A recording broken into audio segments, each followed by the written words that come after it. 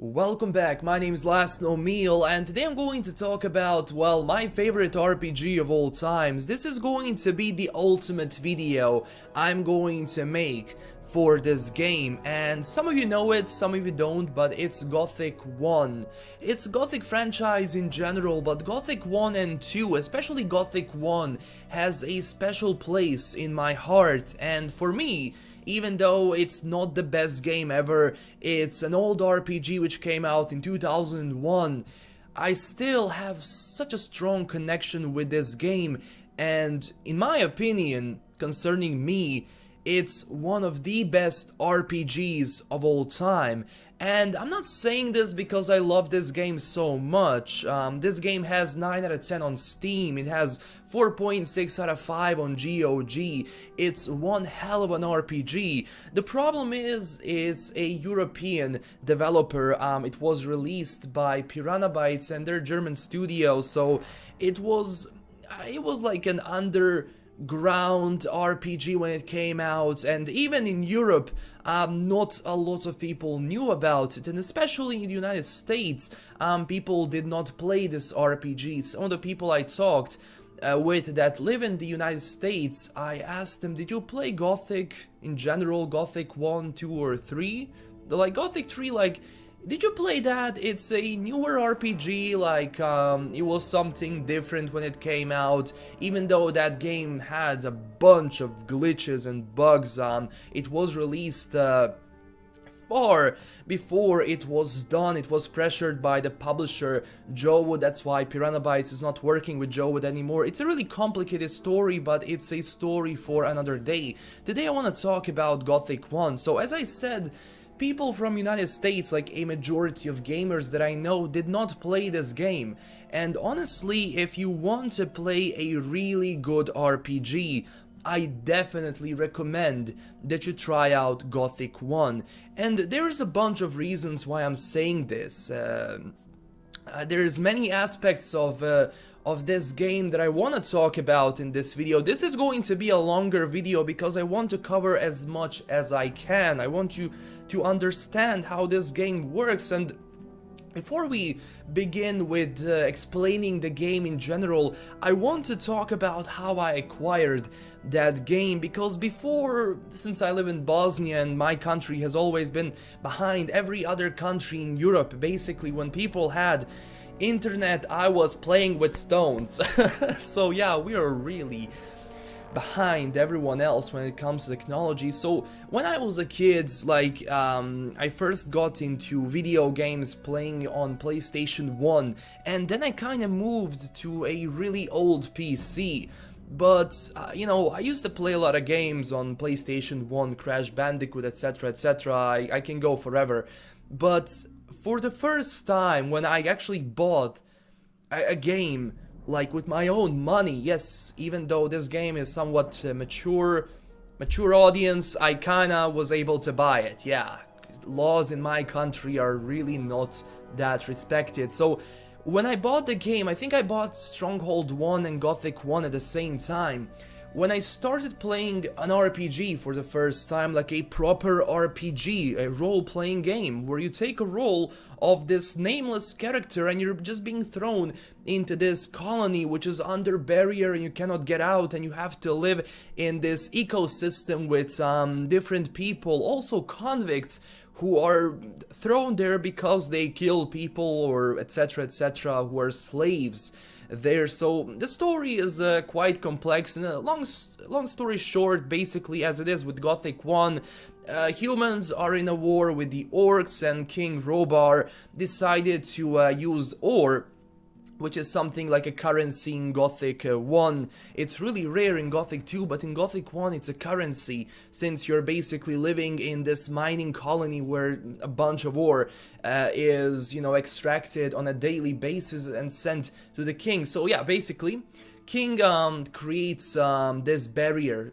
tries to create this barriers to keep all the slaves and prisoners that work in those mines that he needs to craft those weapons against the orcs, he creates the barrier and something goes wrong and no one can get out. You can get in, but once you're inside this barrier you cannot get out. And all the prisoners and convicts use that, you know, moment of just confusion to kill all the guards and kinda overthrow the government which was there, and now king has no choice but to send the goods to them. Then they send the ore back to the king, so you're just being thrown there with all these convicts who kind of merged into different groups. You have the old camp, the new camp, the swamp camp, so every single camp has its own idea on how they should live inside a colony. The old camp is basically somewhat of a, how would I say, extension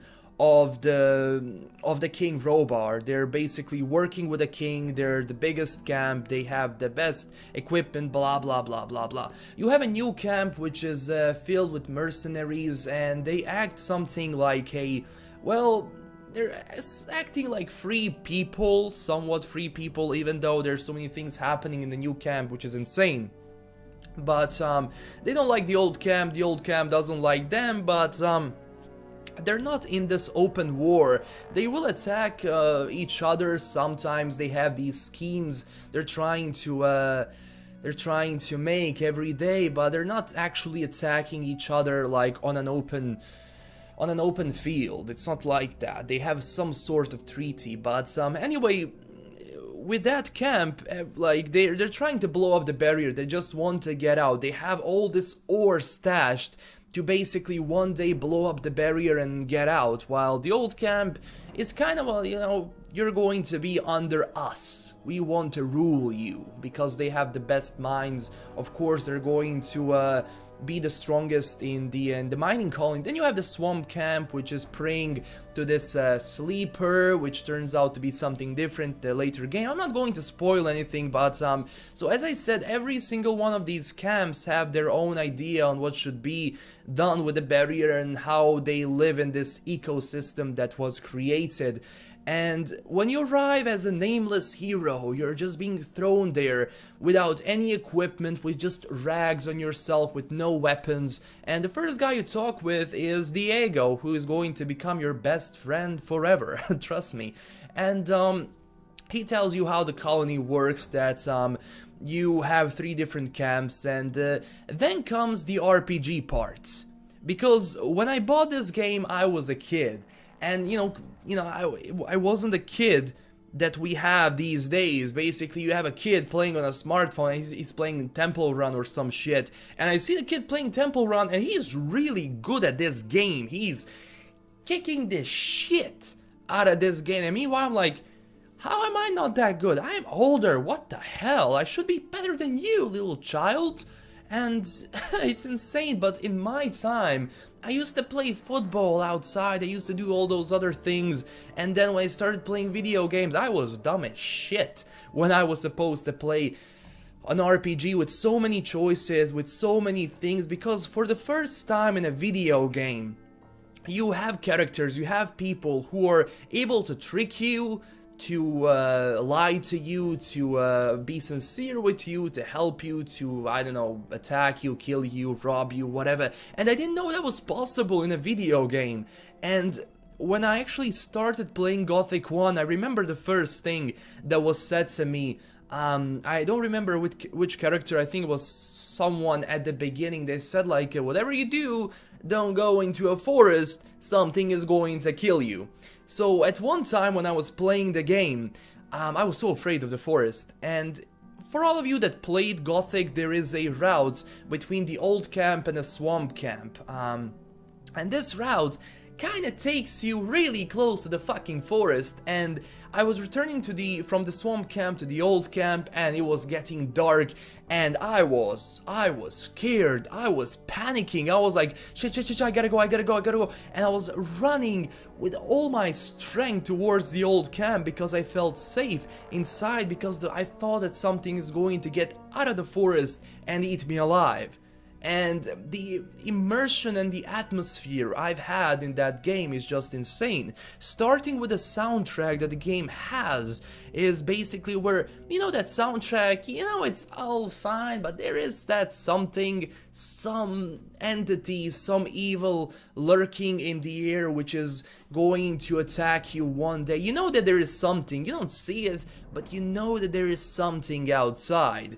And that's the feeling I've had, that I have even to this day in a game like Gothic, because for a game that came out in 2001, which is like, what, 16 years ago, almost 17 years ago, it was insane to have that sort of feeling playing a video game. And like, with all the aspects of the game, starting from how you can finish certain missions, certain quests, how can you progress through the game, my idea was to basically talk with all the people that I can. So you can basically go to the old camp, join the old camp and continue with the story, because you have to join a certain faction to progress through the story. And you know, when it comes to faction system in this game, it is just phenomenal, because you have to do a lot of things, a lot of necessary things in order to join, for example, the old camp. Because once you arrive at the front gate, Diego, before the guy that you met at the beginning of the game, says to you, if they stop you on the gate, say that I sent you. So they're going to let you inside, because he is the leader of the shadows and he is quite influential in the old camp. So you go to the gate and there are three options, I believe. You can pay him money, or you can tell him Diego sent me, and you can also attack him. Now, all of these options make sense. Now, number one, you can go and attack him, and you know, you can probably knock him down. If you do, then he's going to say to you, you're a good fighter, you can go in, which is really hard at the beginning because you're not strong and he has a full armor and a proper blade. You really need to know how to play this game to basically get someone like that at the low level, at like level 0 or level 1. So you tell him Diego sent me, that's the best option. He lets you inside, and then Diego says to you, well, if you want to join the ranks of shadows, you like the first level of this division of the old camp, like the shadows, guards, and then you can progress through fire, mage, etc, etc. I think you can join the shadow ranks and then decide if you want to join the guards or the fire mages, because the mages that created the barrier stayed inside the camp because they couldn't get out, and there is a different choice on which mages you want to join. There is the fire mages who pray to Enos. There are three gods in Gothic franchise: Enos, Adanos, and Beliar. Enos is a god of fire, Adanos is a god of water, and there is the Beliar, who is something like, well, the god of darkness, the devil, etc, etc. So you can either join the fire mages, which are in the old camp, which have certain ideas on how to work with the barrier. Then you have the water mages that pray to Adanos in the new camp, and they have this different idea. And then there comes the spells. It's really complicated. As I said, the faction system is just insane. But it all comes down to this: if you want to join a certain faction, they need to trust you. So every single mission that they give you is going to be about trust. They're going to give you a certain mission. You gotta do this, and if you do it, if you get enough people to vouch for you, then you join the ranks of a certain camp. For example, in the swamp camp, you have to help people to earn the right for some people to talk to you, but then you earn your way to better equipment, better armor, better weapons. You can access certain parts of the camp that you couldn't before. For example, in the old camp, you have like the outskirts, which is basically the starting area that you go in, and if you want to go into the castle, you have to either join one of the factions, or pay the guy like 1,000 ore nuggets, which is insane. I think the first time I did something like that, I was so stupid, but that just gives you the idea that the depth that this game has. And even if you're like in the camp and you're not one of them, and you take on, like, you pick up your sword, they're going to say, sheath that sword, we're going to attack you because we don't know who the hell you are. You're not one of us. So you're going to take out your weapon, they're going to say last chance, and if you don't, they're going to attack you. They won't kill you, they will knock you out, take everything you have. If you kill one of them, they're going to kill you. So there is this option to either kill someone or just knock them out, and they will be afraid of you, which sometimes happen. But as I said, when it comes to people in this game, it's the first time that I experienced that people can trick you, lie to you, lead you into a trap. There's a certain quest at the beginning of the game where this guy tells you, let's go outside, I want to show you something, I have a certain job I think you could do, and you get out and they're like, pa, you're down, and they take everything from you. I don't know, they probably kill you or something. You can also pay protection money, which is insane. Some guy, I don't want to say who it is, you're going to meet him at the beginning, don't worry. He's going to say, well, it's a standard thing, like you pay me 10 ore pieces and I'm going to protect you. If someone attacks you, I'm going to fight for you, blah blah blah. And then, you know, our hero says like, so what if two diggers, like two, how would I say, slaves, which you are at the beginning, paid the protection? So they say like, we just lean back and watch the fight. But if you pay that protection money and the other guy doesn't, they're going to attack him and not you. But if you refuse to pay him protection money, he's going to do everything in his power for you to be attacked multiple times, to just see like, oh, you have to do it, otherwise you're going to pay. And he says like, nah, that's not a problem, but later it will actually, you know, people will attack you that he, you know, people that he sends. So it makes your game a lot harder depending on if you like pay or not. And a bunch of these quests are connected in a way. But it's how you finish those quests. You can like go and do one quest and acquire a weapon, which is really useful, but you have to return that weapon. So what you do is use that strong weapon to finish the other quests before coming back to him, giving him the weapon, and then taking like the different weapon that you have, which could be stronger or weaker depending if you acquired anything else. But that's the whole idea behind this game, is to use logic, is to use basically your intelligence to see how are you going to finish certain parts of the mission, and that's amazing. Now, I talked about the faction system in this game. Now I want to talk about the combat system a bit. The combat system in this game is somewhat of a timing based. Well, for example, at the beginning you have a pickaxe, and there's different ways you can attack with your weapon. You can use the up arrow key, he's going to swing.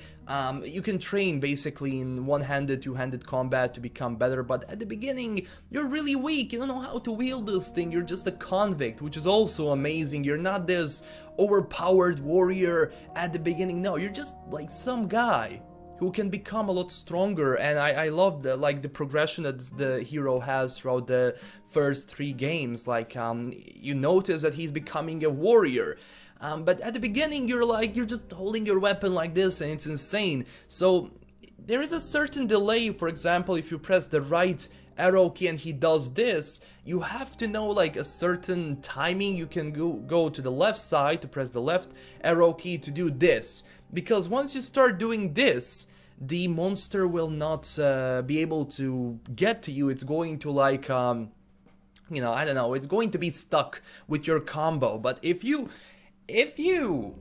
misinterpret the hits, you leave yourself open and the beast can attack you. Now, there's different monsters in this game, some stronger, some weaker. Don't go into a forest, you're going to be eaten by a shadow beast, and I was so afraid with those guys. Like, even when I had like the best weapons, I was like, oh shit, that's a shadow beast. But yeah, there's certain parts of the map which are filled with either orcs or with just monsters that will kill you in like one hit, and you cannot do anything against it.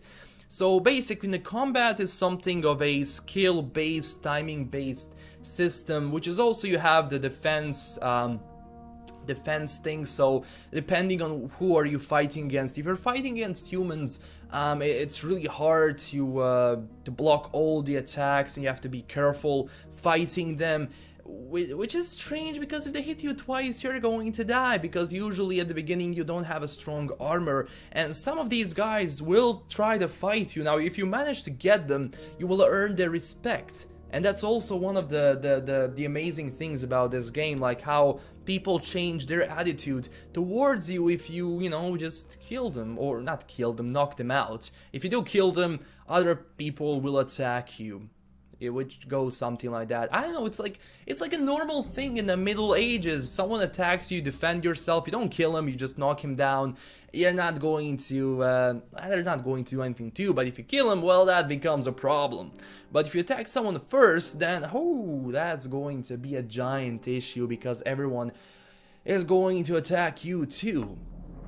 So, I don't know, it's like, even though this is an old game, even though there's so many things that, just are amazing about this game, I never felt the atmosphere ever before in an RPG like I felt in Gothic 1. Maybe it has to do something because I bought that game when I was a kid, and I went through all these things, changes, and I learned about the game playing it for the first time, which kind of, left an impact on me in a future RPGs that I played. Now, don't take me wrong, there's some amazing RPGs out there. I love the Witcher series, I love all of that, but Gothic 1 definitely has a very special place in my heart, because imagine something like Twin Peaks, for example. It is an old TV series. The cinematography is amazing, even though it's old. Like the acting, the way the camera movement is done, everything. It is old, but the atmosphere is just amazing. Same with this game. It doesn't have the best graphics. It honestly has shit graphics, but it has something in it which is so amazing, so immersive, and so atmospheric, and combined with music, that you become so immersed in this game, which is insane. I never felt something like that. So in the end, playing Gothic 2 and Gothic 3, I just didn't feel like it anymore. Still, Gothic 2 is an amazing game. It's an upgrade towards everything like Gothic 1 had, and you have Gothic 2, which has all the new mechanics and bigger world and so many things happening around you, but I just didn't have the same atmosphere as I've had in Gothic 1, where you feel like you're just one little man with no goal whatsoever at the beginning. Then you learn that you have a certain path, certain destiny that you are going to go through. So I don't know, if you didn't play this game, play it. You're going to love it. It takes a while for you to adjust, especially controls. You have to, rebind some keys, blah blah blah, do all that kind of stuff. But at the end of the day, trust me, this RPG is amazing. You're going to love it. As soon as you get used to it, you're going to love it, especially now that we have these new RPGs with good mechanics, with upgraded mechanics, but it needed to start somewhere, and Gothic 1 is definitely one of those RPGs where it doesn't tell you go here, go here. You have to figure out how are you going to go from point A to point B. And everything around you kinda, has an atmosphere. When you're roaming the old camp, you have certain, guys doing something, someone's cooking, someone's talking, someone is looking at someone, so it feels alive, it feels amazing, and for a game that old to have all the things that I mentioned is just insane. Now, of course, the game is not perfect, it has problems, the translation sometimes sucked, and what I noticed in some of the Steam images and, images in general, this game was kinda, I don't know, it wasn't falsely advertised, it was still a good RPG, but some of the screenshots that the game had, in Steam and something on Steam, really doesn't happen. It's not like that, but still, it's not going to disappoint you. Now, hopefully that I was able to describe this game as much as I could in this video. I don't know, it's just a raw video, it's not scripted. I wanted to make the ultimate critique of this game to talk about why I love it so much and why I urge you to start playing this RPG. Now, Piranha Bytes is releasing a new video game called Elix, and I really wanted to reflect on the previous games they have made to really talk about them as a studio which creates RPG games. And my only concern when it comes to Elix is to definitely create something, the atmosphere that Gothic 1 had, to create the immersion that I've experienced playing Gothic 1. And hopefully it's going to happen. Now, I don't know, it's a strange feeling that I have with this game. Now, I'm going to talk about the Gothic franchise in general in this video, but I really wanted to focus a lot on Gothic 1. Now, Gothic 2 is also a great RPG, which really took all the things that I mentioned to the next level, and the faction system there really goes up a bit, where, for example, you have all the things happening in Gothic 1, I'm not going to spoil anything, but at the beginning of Gothic 2 you have to access the city. And you cannot do it because you're a convict, and people don't really like convicts. And you look like one because, again, at the beginning of Gothic 2 you have rags, the same ones that you had in Gothic 1, so you kind of start from the beginning, which is insane. But you have a farm there, and the way to get inside the city is you can go and work for the farmer, and he's going to lower the price of the farmer's outfit for you, so you can, you know, buy it. He's going to tell you, go help people around the farm, and I'm going to lower the price on this on these clothes. You can just go and buy it straight away. How are you going to get the gold is unknown, or you can steal it. He is going to find out that you have it. He's going to attack you if you do that. And I'm not going to tell you how to steal it, because I don't want to spoil anything, but there's so many ways you can access the city. It's insane. So even when you do access the city as a farmer, you can only access like the lower parts of the city. If you want to go to the upper part, you have to become a citizen. And then comes this matter of trust. Do people trust you, that you're not some spy or someone willing to do some bad things? So in order to go to the upper district, you can either become the citizen of the city, you can join other factions, or even join the militia, which is currently a part of this city. To become a citizen, you have to become an apprentice of a certain merchant in the merchant district. So again, you do stuff for them, you earn their respect, and once you decide which merchant you want to join, you get different stuff, blah blah blah. But once you become the citizen, then you have access to the upper part of the city, because you're actually someone that is respected around town, and they trust you and they know who you are. So that's the magic behind this RPG. That's the magic this RPG has that other RPGs that, I don't know, I mean, it's not the same. It's not like the same idea behind an RPG. Every RPG is different. Some focus on the story, some focus on factions, some focus on combat. But it's having all those things. It's having people react around you and actually feeling like you're the part of this city, to be so, I don't know, so immersed in it. Because once you join a certain faction, you're like so happy because you know all the things you had to do to join this faction, and you feel good. You feel like you're part of something. It's not basically like, oh, you're the new guy, well, go fetch me some meat and you become a member. It's not like that. You have to do a bunch of stuff, talk to different people, explore everything in order to join a certain faction. But again, it's all up to you. How much are you willing to take from the, from the gameplay elements to go to every single faction, to do all the quests, and then at the end decide which faction I want to join. What do I want to do? And when you become like the lowest rank inside a faction, they're going to treat you like you're one of them, but again, they will say like you're not like the higher rank. You will still be treated as the lower rank, but you still get access to different armors and weapons, etc, etc. But it's insane. It's, I think, the only RPG that it has a faction system like that, and has an atmosphere and you know, different areas of the map, which are just, you know, when you access this new area for the first time, you feel lost, you feel afraid because something can attack you, because every time people will say to you, don't go there, it's dangerous, something might kill you, and if you wander off and you don't know where you are, usually that's going to happen because you cannot escape, and you have to find different ways to finish it. I remember during my first playthrough when I was a kid, there was this orc camp in Gothic 1, and at the time somehow I acquired 2000 arrows. I had a bow and an arrow. I wasn't strong enough, but somehow I managed to find an area which they couldn't get me to. You know, they didn't have arrows to shoot back at me, and I started killing those orcs.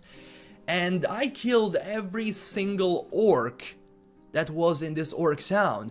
And like later when I started playing the game again, I realized, hey, I shouldn't have done that, but I did it anyway during the first time, and it's okay, you can do that. But then I realized, hey, there is the part of the main mission, the main story, where you do have to access this town, and there's a way to go through it. So like, it was insane. Even Gothic 3, at the beginning you have like the small barrier. I can't remember all the places, like it's so many information, but you have this small barrier which was created to basically protect the king, but you have like a bunch of orcs you know, just roaming around it. And in Gothic 3 I had so much patience that I killed every single one of them at a really low level. It took me a while to do it. It took me like 2 days to kill all of them, because I was so weak, but in the end I did it. Do you have to do it? No, you don't need to do anything like that, but I just did it for some reason. It was insane.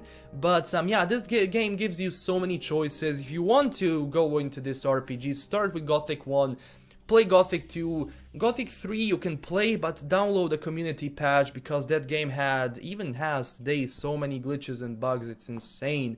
But with community patch it's playable, and it's definitely a really good game. It's a really good RPG. Some can agree, some can disagree, and whatever you do, don't play Gothic 4. It's not the same studio. It was like some bullshit that Joe with their publisher did, because they own the rights to Gothic now. Luckily the rights for Gothic returned to Piranha Bytes, so hopefully after Elix maybe they will return to this game. If they do, it's going to be one hell of an information, and I don't know what's gonna happen. So this was definitely a longer video that I produced, but I definitely wanted to make an ultimate video for this game, and thank you so much for watching. Don't forget to smash that like and subscribe button. Tell me down below in the comments what you think about this, and you can buy it on Steam, you can buy it on GOG. It's amazing, trust me. So again, this was just a raw video. I did not script this. I wanted to really talk from my heart what I think about this game and how much I love it. And especially if you're from United States and do not have access to this game, trust me, download it. If you download Gothic 1 on like Windows 10 or something, just Google how to make this game work on Windows 10, because it has problems. It's an old game. It's not optimized for these new versions of Windows, so just Google it, how to play Gothic 1 on Windows 10, and download some things and like some patches, etc, and you will be able to play it. Thank you so much for watching. This is LastKnownMeal signing out, and stay classy everyone. Bye bye.